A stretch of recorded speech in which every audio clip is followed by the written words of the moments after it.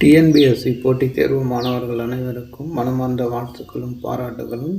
நம்முடைய அகாடமியில் டிஎன்பிஎஸ்சி தேர்வுகளுக்கான பயிற்சி வகுப்புகள் தொடர்ந்து நடைபெற்று வருகிறது நண்பர்களே. அதாவது ஏப்ரல் 1ஆம் தேதி டிஎன்பிஎஸ்சி குரூப் 1 தேர்வுக்கான நோட்டிஃபிகேஷன் வர இருக்கிறது. அதனால் அதனுடைய முக்கியத்துவம் கருதி சில மாதங்களாக நாம் ஜென்ரல் ஸ்டடீஸ் பகுதியில் உள்ள முக்கியத்துவம் வாய்ந்த தலைப்பு வாரியாக பயிற்சி வகுப்புகள் நடைபெற்று வருகிறது நண்பர்களே. பார்க்காதவர்கள் நம்முடைய யூடியூப் சேனலில் பதிவேற்றம் செய்யப்பட்டுள்ளது, பார்த்து பயன்பெறுங்கள் நண்பர்களே. அதற்கடுத்து ஏப்ரல் 24ஆம் தேதி குரூப் 4 தேர்வுக்கான நோட்டிஃபிகேஷன் வர உள்ளதால் அதன் முக்கியத்துவம் கருதி பொது தமிழ் பகுதியில் உள்ள முக்கியத்துவம் வாய்ந்த தலைப்பு வாரியாக பயிற்சி வகுப்புகள் தொடங்க இருக்கிறது நண்பர்களே. அதன் அடிப்படையில் இன்றைய பயிற்சி வகுப்பில் பொது தமிழ் பகுதியில் உள்ள அதாவது அலகு 7 என்று சொல்லக்கூடிய பகுதியிலிருந்து இலக்கியம், தமிழ் அறிஞர்களும் தமிழ் தொண்டும் என்ற பகுதியை பார்க்கலாம் நண்பர்களே. அதாவது டிஎன்பிஎஸ்சியால் மாற்றி அமைக்கப்பட்ட பாடத்திட்டத்தின்படி பொது தமிழ் பகுதியானது எளிமையாக்கப்பட்டுள்ளது. அதில் கடைசியாக உள்ள யூனிட் 7 என்று சொல்லக்கூடிய பகுதி மட்டுமே சற்று கடினமானது. அதாவது இலக்கியம், தமிழ் அறிஞர்களும் தமிழ் தொண்டும் என்ற பகுதி கொடுக்கப்பட்டுள்ளது. இதை கண்டிப்பாக பாடப்புத்தகத்தில் படித்தே தீர வேண்டும் நண்பர்களே. எனவே அதனுடைய முக்கியத்துவம் கருதி தான் நாம் முதலாக அந்த யூனிட் 7 இருந்து ஆரம்பிக்கிறோம். அதற்கடுத்து உள்ள அலகுகளும் அடுத்தடுத்து பார்க்கலாம் நண்பர்களே. இப்போது அதாவது அலகு 7 என்று சொல்லக்கூடிய பகுதியில் இலக்கியம், தமிழ் அறிஞர்களும் தமிழ் தொண்டும் என்ற பகுதி கொடுக்கப்பட்டுள்ளது நண்பர்களே. அதில் இலக்கியம் பகுதியில் திருக்குறள் தொடர்பான செய்திகள் என்று கொடுக்கப்பட்டுள்ளது. அதாவது 20 அதிகாரங்கள் கொடுத்திருக்கிறார்கள் நண்பர்களே. அந்த 20 அதிகாரங்களும் அடுத்தடுத்து வரும் வீடியோக்களில் ஒவ்வொன்றாக பார்க்கலாம். தற்போது திருக்குறள் தொடர்பான செய்திகளை இப்போது பார்க்கலாம் நண்பர்களே. அதாவது திருக்குறளானது உலக பொதுமறை என்று அழைக்கப்படுகிறது. அது பொய்யாமொழி, வாயுரை வாழ்த்து, முப்பால், உத்தரவேதம், தெய்வ நூல், அற இலக்கியம், தமிழர் திருமறை என்ற சிறப்பு பெயர்களாலும் அழைக்கப்படுகிறது நண்பர்களே. இது குறள் வெண்பா என்ற 2 அடி பா வகையால் ஆனது. அதாவது வெண்பா வகையால் ஆனது. திரு என்னும் அடமொழியால் குறிக்கப்படுகிறது. இதற்கு உரை எழுதிய புலவர்கள் 10 பேர். அவர்களில் சிறந்தவராக கருதப்படக்கூடியவர் பரிமேலழகர். திருக்குறளுக்கு முதலில் உரை எழுதியவர் மணக்குடவர். இதன் சிறப்பை விளக்குகிற நூல் திருவள்ளுவ மாலை ஆகும். இது 14 கீழ்கணக்கு நூல்களில் ஒன்று. முதலில் அச்சிடப்பட்ட ஆண்டு 1812. ஞானப்பிரகாசம் என்பவரால் தஞ்சையில் அச்சிடப்பட்டு வெளியிடப்பட்டது. இது தமிழில் எழுதப்பட்ட உலக பணுவல் ஆகும்.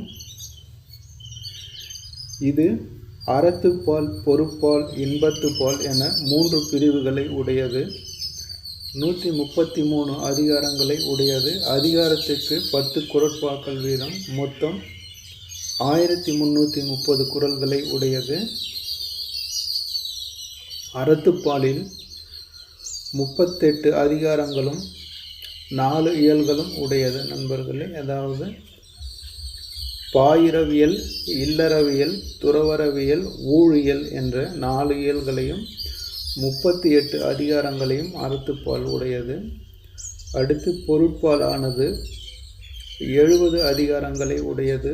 மேலும் 3 இயல்களை உடையது. அதாவது அரசியல், அமைச்சியல், ஒழிவியல் என்ற 3 இயல்களை உடையது. அதற்கடுத்து இன்பத்துப்பால் என்று சொல்லக்கூடிய பகுதி 25 அதிகாரங்களையும் 2 இயல்களையும் உடையது. அதாவது களவியல், கற்பியல் என்ற 2 இயல்களை உடையது. மேலும் இதை திருக்குறளை பற்றிய சில சிறப்புகளை இப்போது பார்க்கலாம். வள்ளுவன் தன்னை உலகினுக்கே தந்து வான்புகழ் கொண்ட தமிழ்நாடு என்று திருக்குறளை பற்றிய புகழ்ந்து பாடியவர் பாரதியார் ஆகும். அதற்கடுத்து வள்ளுவனை பெற்றதால் பெற்றதே புகழ் வையகமே என்று புகழ்ந்து பாடியவர் பாரதிதாசன் ஆகும். அதற்கடுத்து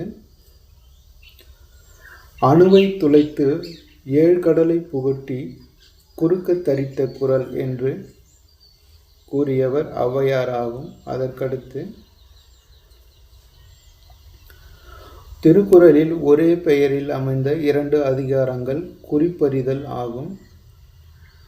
அதற்கு திருக்குறளில் இடம்பெற்ற 2 மலர்கள் அனிச்சம் மற்றும் குவளை மலர்கள். திருக்குறளில் இடம்பெற்ற ஒரே பழம் நெருஞ்சி பழம். திருக்குறளில் இடம்பெற்ற ஒரே விதை குன்றின் மணி விதை. திருக்குறளில் இடம்பெற்ற 2 மரங்கள் பனை மற்றும் மூங்கில். திருக்குறளை ஆங்கிலத்தில் மொழிபெயர்த்தவர் ஜி.யு. போப். திருக்குறளை லத்தீன் மொழியில் மொழிபெயர்த்தவர் வீரமாமுனிவர். திருக்குறளை பிரெஞ்சு மொழியில் மொழிபெயர்த்தவர் ஏரியல். திருக்குறளை ரஷ்ய மொழியில் மொழிபெயர்த்தவர் டால்ஸ்டாய். திருக்குறளை ஜெர்மன் மொழியில் மொழிபெயர்த்தவர் டாக்டர் கிரால். திருக்குறளை இந்தி மொழியில் மொழிபெயர்த்தவர் பி.டி. ஜெயின். திருக்குறளை தெலுங்கு மொழியில் மொழிபெயர்த்தவர் வைத்தியநாத பிள்ளை.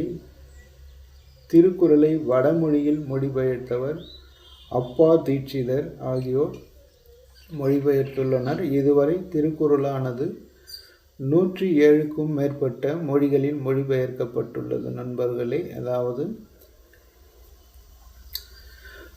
டிஎன்பிஎஸ்சி பொது தமிழ் பகுதியில் கடைசியாக உள்ள 7வது அலகிலிருந்து நம்முடைய பயிற்சி வகுப்புகள் தொடங்கி இருக்கிறது நண்பர்களே. ஏனென்றால் அந்த பகுதி தான் சற்று கடினமானது. மற்ற உள்ள அலகுகள் எளிமையானது நண்பர்களே. ஓரளவுக்கு எழுத படிக்க தெரிந்தாலே அவற்றை தெளிவாக செய்ய முடியும். இந்த 7வது அலகு தான் சற்று கடினமானது. இது கண்டிப்பாக பாட புத்தகத்தில் படிக்கக்கூடிய பகுதியாக உள்ளது. அதாவது இலக்கியம் தொடர்பான செய்திகள், தமிழ் அறிஞர்கள் மற்றும் அறிஞர்களுடைய தமிழ் தொண்டுகள் பற்றிய விவரங்கள் கேட்கப்பட்டுள்ளது. எனவே அதன் முக்கியத்துவம் கருதி தான் நம்முடைய பயிற்சி வகுப்பு இதிலிருந்து தொடங்கி இருக்கிறது நண்பர்களே. இனி அடுத்தடுத்து வரும் வகுப்புகளில் ஒவ்வொரு தலைப்பாக பார்க்க இருக்கிறோம்.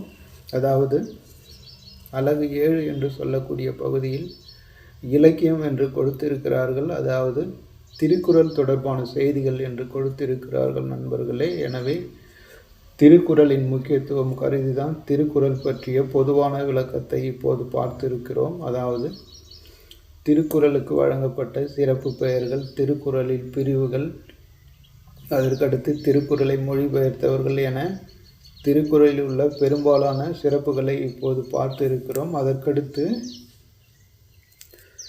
திருக்குறளில் 20 அதிகாரங்கள் மட்டும் கொடுத்திருக்கிறார்கள் நண்பர்களே. அந்த ஒவ்வொரு அதிகாரத்தில் உள்ள குறள்கள் மற்றும் அதனுடைய விளக்கங்கள், அதில் இடம்பெற்றுள்ள கூடிய அணிகள் மற்றும் அதில் உள்ள இலக்கண குறிப்புகள் போன்ற அனைத்து விவரங்களையும் இனி அடுத்தடுத்து வரும் வீடியோவில் பார்க்கலாம் நண்பர்களே. அதாவது திருக்குறள் தொடர்பான செய்திகளில் 20 அதிகாரங்கள், அதாவது ஒவ்வொரு அதிகாரமாக ஒவ்வொரு பயிற்சி வகுப்பில் இனி வரும் வீடியோக்களில் நாம் பார்க்க இருக்கிறோம். அந்த ஒவ்வொரு அதிகாரத்திலும் இடம்பெற்றுள்ள அனைத்து குறள்களையும் முழுமையாகவும் விவரமாகவும் பார்க்க இருக்கிறோம் நண்பர்களே. மாணவர்கள் தொடர்ந்து பார்த்து பயன்பெறுங்கள் நண்பர்களே. அதற்கடுத்து நம்முடைய அகாடமியில் ஜெனரல் ஸ்டடீஸ் தொடர்பான பயிற்சி வகுப்புகளும் சில மாதங்களுக்கு முன்பிருந்து தொடர்ந்து நடைபெற்று வருகிறது நண்பர்களே. அதாவது டிஎன்பிஎஸ்சி குரூப் 1, குரூப் 2, 2A மற்றும் குரூப் 4 போன்ற தேர்வுகளை கருத்தில் கொண்டு சில மாதங்களுக்கு முன்பாக இருந்து டிஎன்பிஎஸ்சி ஜெனரல் ஸ்டடீஸ் என்று சொல்லக்கூடிய பகுதியிலிருந்து பயிற்சி வகுப்புகள் நடைபெற்று வருகிறது நண்பர்களே. பார்க்காதவர்கள் நம்முடைய யூடியூப் சேனலில் பதிவேற்றம் செய்யப்பட்டுள்ளது, பார்த்து பயன்பெறுங்கள். தற்போது டிஎன்பிஎஸ்சி தேர்வுக்கு பயன்படக்கூடிய வகையில் பொது தமிழ் பகுதியானது தொடங்கப்பட்டுள்ளது நண்பர்களே. அதாவது TNPSC group 2, 2A and group 4 போன்ற தேர்வுகளில் இடம்பெற்றுள்ள பொதுத்தமிழ் பகுதியிலிருந்து பயிற்சி வகுப்புகள் தொடங்கப்பட்டுள்ளது. இனி வரும் ஒவ்வொரு வீடியோக்களிலும் ஒவ்வொரு பொதுத்தமிழ் பகுதி பற்றிய தலைப்பு வாரியாக பார்க்கலாம் நண்பர்களே. தொடர்ந்து பார்த்து பயன்பெறுங்கள். உங்களுடைய நண்பர்களுக்கும் இதை ஷேர் செய்யுங்கள் நண்பர்களே, அவர்களும் பார்த்து பயன்பெறட்டும். அதற்கடுத்து நாங்கள் பதிவிடக்கூடிய அனைத்து வீடியோக்களும் உங்களுக்கு கட்டாயமாக வந்து சேருவதற்கு நம்முடைய சேனலை சப்ஸ்கிரைப் செய்து கொள்ளுங்கள் நண்பர்களே. உங்களுடைய நண்பர்களுக்கும் ஷேர் செய்யுங்கள், அவர்களும் பார்த்து பயன்பெறட்டும்.